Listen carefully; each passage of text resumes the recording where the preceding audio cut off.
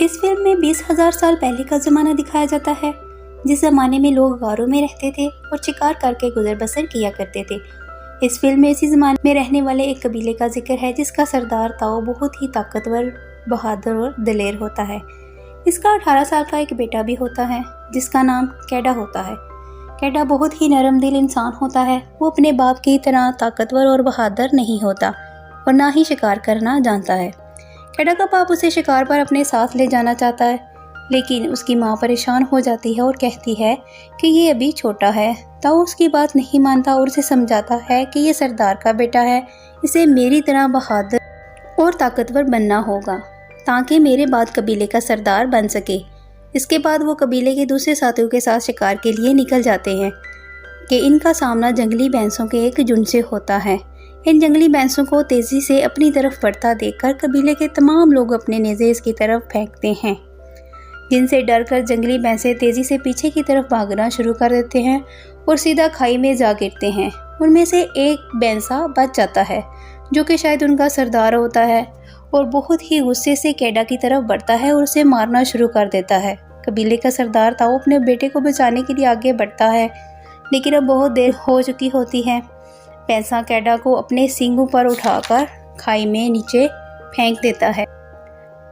यहाँ से कहानी फ्लैशबैक की तरफ जाती है जिसमें दिखाया जाता है तकरीबन एक हफ्ता पहले किस तरह शिकार की तैयारियाँ की जाती हैं और शिकार के लिए हथियार बनाने का हुक्म दिया जाता है। सब लोग हथियार बनाते हैं।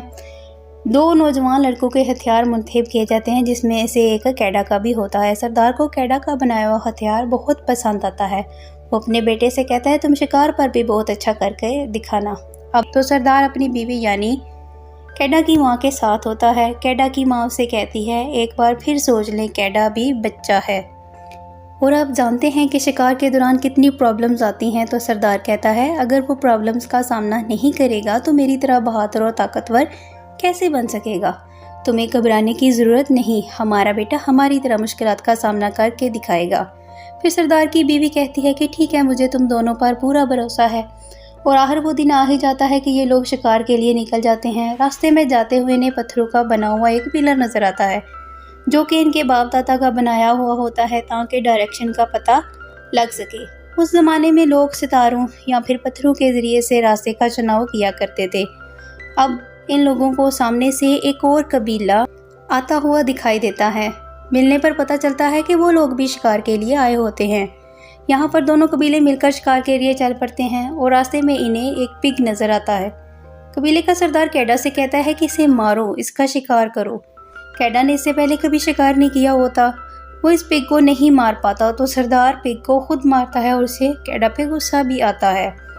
अब रात हो जाती है। सब मिलकर आग जलाकर बैठे होते हैं कि अचानक एक शेर की आवाज़ आती है। वो तेज़ी से हमला करके एक आदमी को उठाकर ले जाता है जो कि कैडा का दोस्त होता है। ये सब देखकर कैडा बहुत परेशान हो जाता है। अब ये सब लोग इस लड़के की याद में पत्थर रखते हैं और आगे निकल जाते हैं। सारा दिन मेहनत करने के बाद रात हो जाती है और आज ये लोग एक गार में रुकते हैं। सरदार और उसका बेटा इस गार से बाहर आते हैं तो सरदार उसे उन दोनों के हाथों पे बनाए हुए स्टार्स को आसमान के सितारों से मैच करने को कहता है और इसे बताता है कि ये हमें सही रास्ता मालूम करने में मदद देते हैं। यहाँ से फिल्म की कहानी फिर अपने हाल की तरफ आती है।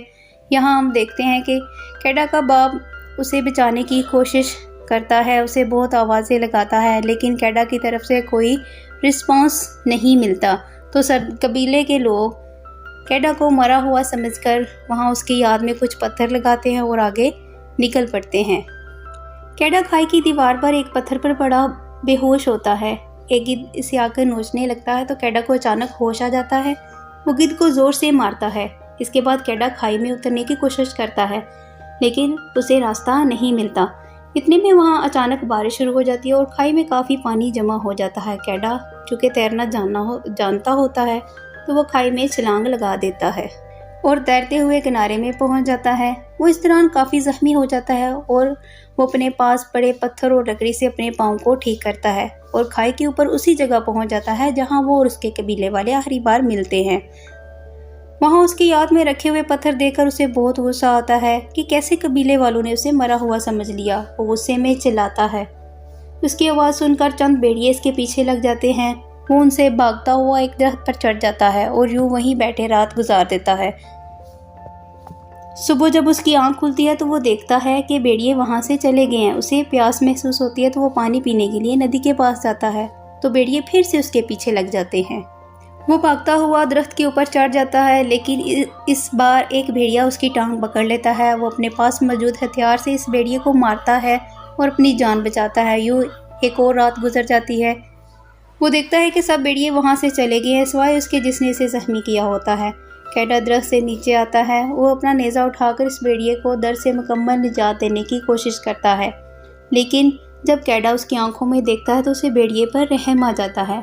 वो उसे नहीं मारता। अब वो भेड़िए के मुंह को बांध देता है ताकि वो इसे काट ना ले। फिर इसे उठाकर अपने साथ गार में ले जाता है। वहाँ वो दोनों रात गुजारते हैं। अगली सुबह कैडा जड़ी बूटी लाकर इसका एक मिक्स तैयार करता है ताकि इसे अपने जख्मों पर लगा सके। फिर कैडा पानी पीने लगता है कि इसकी नज़र भेड़िए की तरफ जाती है, जो कि अपने मुंह पर लगी पट्टी खोल देता है। कैडा समझ जाता है कि उसे भी प्यास लगी है। वो डरते हुए उसके आगे पानी रखता है और भेड़िया पानी पी लेता है। अब कैडा ने जो दवाई अपने जख्मों के लिए बनाई होती है वही वो भेड़िए के जख्मों पे भी लगाता है ताकि वो जल्द ठीक हो जाए। अब वो दोनों को भूख लग रही होती है तो कैडा बाहर जाता है और एक जंगली खरगोश पकड़कर इसका गोश्त खुद भी खाता है और भेड़िए को भी देता है। फिर ये दिन भी गुजर जाता है। अगली सुबह कैडा और भेड़िया गार से बाहर निकलते हैं। कैडा इशारे से भेड़िए को अपने ग्रुप में वापस जाने को कहता है, लेकिन भेड़िया नहीं जाता तो कैडा चल पड़ता है और एक जगह थक कर बैठ जाता है। भेड़िया भी उसके पीछे पीछे आ रहा होता है। कैडा उसको बार बार वापस जाने को कहता है। एक बार तो वो लकड़ी की मदद से उसे डराता भी है, लेकिन वो भेड़िया नहीं जाता तो कैडा उसे अपने साथ रख लेता है। फिर वो आगे चलते हैं। इन्हें एक जंगली पिग नज़र आता है। भेड़िया उसे गुमराह करने की कोशिश करता है, पर कैडा डर जाता है और वो उसका शिकार नहीं कर पाते और आगे चलते रहते हैं। शिकार न कर पाने की वजह से आज रात उनको भूखा ही सोना पड़ता है। सुबह होती है तो भेड़िया कैडा को शिकार करना सिखाता है और इसी तरह इनकी दोस्ती बढ़ती जाती है। अगले दिन भेड़िया कैडा को मछलियाँ पकड़ कर देता है। कैडा को भेड़िया बहुत अच्छा लगता है और वो उसका नाम एल्फा रखता है। काफ़ी दिन हो जाते हैं कैडा को सफ़र करते हुए। मौसम भी तब्दील होना शुरू हो जाता है। काफ़ी सर्दी हो जाती है और बर्फ़बारी भी होती है। हर तरफ से सर्द हवाएं और बर्फ़बारी हो रही होती है, लेकिन अब हम देखते हैं कि कैडा डरता नहीं है। वो अपना शिकार आसानी से पकड़ लेता है। ये सब उसे भेड़िए ने सिखाया होता है। अब रात कैडा और एल्फा खाना खा रहे होते हैं कि तभी वहाँ पर एक भेड़िया आता है। कैडा को महसूस हो जाता है कि ये कोई एल्फा का ही साथी है और वो अपने साथी को अपने साथ लेने आया था। एल्फा जब जाने लगता है तो पीछे मुड़कर देखता है जैसे वो कैडा का शुक्रिया अदा कर रहा हो और उसकी आंखों को देखकर लग कि जैसे उसका जाने को दिल ना हो, लेकिन कैडा उसे कहता है कि तुम्हें जाना होगा, क्योंकि कैडा समझ सकता था अपनी फैमिली से दूर रहने का दुख क्या होता है। लेकिन जैसे ही अगला दिन होता है कैडा एल्फा को बहुत याद करता है। वो बहुत अकेला महसूस करता है। रात को जब वो सोता है तो उसे वालिदैन ख्वाब में नज़र आते हैं। उसके वालिद उसकी माँ को बता रहे होते हैं कि उनका बेटा अब इस दुनिया में नहीं है और उसकी माँ ये सुनकर बहुत दुखी हो जाती है। कैडा घबराकर अचानक उठ जाता है और खुद से अहद करता है कि वो अपनी माँ को परेशान नहीं देख सकता। उसे हिम्मत करके घर जाना ही होगा। इसी तरह सुबह होते ही वो फिर से अपने सफ़र पर रवाना हो जाता है। सर्दी और बर्फ़बारी मज़ीद शिद्दत इख्तियार कर जाती है। वहीं चलते हुए कैडा को भेड़ियों का एक झुंड नज़र आता है। चूँकि वो एल्फा को बहुत मिस कर रहा होता है तो वो इस झुंड की तरफ भागता है, लेकिन बर्फ़ की तह टूट जाने से वो पानी में गिर जाता है। इधर से एल्फा भी आ जाता है और कैडा की मदद करने को लग जाता है। पानी ठंडा होने की वजह से कैडा के लिए तैरना भी मुश्किल हो जाता है। वो बाहर आने की बहुत कोशिश करता है। फिर वो अपने पास मौजूद हथियार से बर्फ़ की तह को तोड़ता है और उसमें कामयाब हो जाता है। एल्फा बाहर निकलने में इसकी मदद करता है। यूं वो दोनों फिर से एक साथ हो जाते हैं। सर्दी और भूख की वजह से इनके लिए चलना मुश्किल हो जाता है। अचानक से उन्हें एक आदमी दिखाई देता है, लेकिन वो बर्फ़ की वजह से जम चुका होता है। ये देखकर कैडा फिर से नाउमीद हो जाता है कि वो भी ठंड की वजह से मर जाएगा, लेकिन वो उस आदमी के घर से अपने लिए कुछ कपड़े लेते और चल पड़ते हैं। गार में जाते ही एल्फा को महसूस होता है कि इस गार में कोई खतरनाक जंगली जानवर है। इतने में एक शेर नमूदार होता है। वो कैडा पर हमला करने लगता है कि अचानक एल्फा आगे आ जाता है। दोनों में खूब लड़ाई होती है। कैडा अपने नेज़े की मदद से शेर को मार देता है, लेकिन इस दौरान अल्फा काफ़ी ज़ख्मी हो जाता है और कैडा को बहुत अफसोस होता है कि उसके लिए अल्फा इतना ज़ख्मी हो चुका है। वो उसके ज़ख्मों का इलाज करता है और यूं वो रात गुजारते हैं और अपने सफ़र को जारी रखने का इरादा करता है। अगली सुबह वो फिर भेड़िए को साथ लेकर रवाना हो जाता है।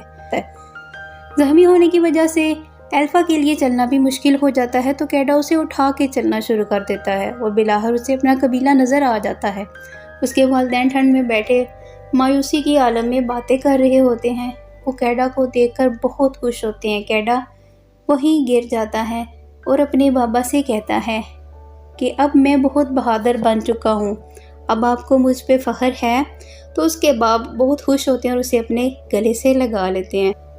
अपने वालिद से कहता है कि उसके साथ साथ अल्फा का इलाज भी करें। यूँ वो लोग कैडा और अल्फा को अंदर ले जाते हैं, उन दोनों की देखभाल करते हैं। वहाँ पे कैडा को पता चलता है कि अल्फा जिसे वो अब तक नर समझ रहा होता है वो एक मादा है।